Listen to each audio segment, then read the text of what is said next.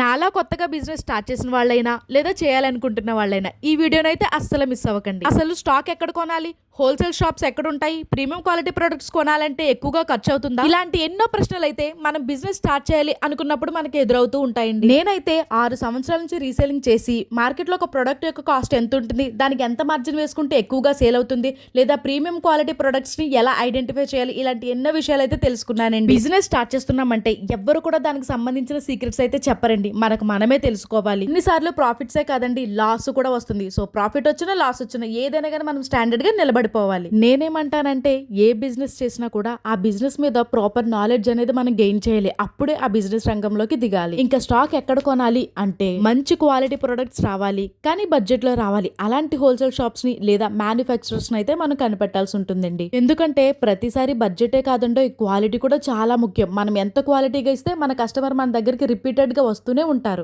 మరి ముఖ్యంగా బిజినెస్ లో నమ్మకం అనేది చాలా ముఖ్యమండి. ఎట్టి పరిస్థితుల్లో కూడా మనం ఆ నమ్మకాన్ని కోల్పోకూడదు. ఇప్పుడు వస్తున్న ఫెస్టివల్ సీజన్ కి మన నాహా కలెక్షన్స్ లో చాలా కొత్త స్టాక్ అయితే నేను దగ్గరుండి సెలెక్ట్ చేశానండి. మీరు చెప్తే నమ్మరండి, మార్నింగ్ 11 కి స్టార్ట్ చేశాను కలెక్షన్స్ అనేది సెలెక్ట్ చేయడం, ఈవినింగ్ 6 అయింది. అలా కంటిన్యూగా షాపింగ్ చేస్తూనే ఉన్నాను. ఫుడ్ లేదు, వాటర్ లేదు, మైండ్ లో మాత్రం ఒక్కటే ఉందండి, నా కస్టమర్స్ కి మంచి క్వాలిటీ ప్రొడక్ట్స్ ఇవ్వాలని. టైం 6 అయింది, ఇప్పుడు చేస్తున్నాను lunch. Full tired, continue shopping 6 hours. నా స్టామినాని నేనే పరీక్షించుకున్నాను. మీ సపోర్ట్ ఇస్తారని కోరుకుంటున్నాను.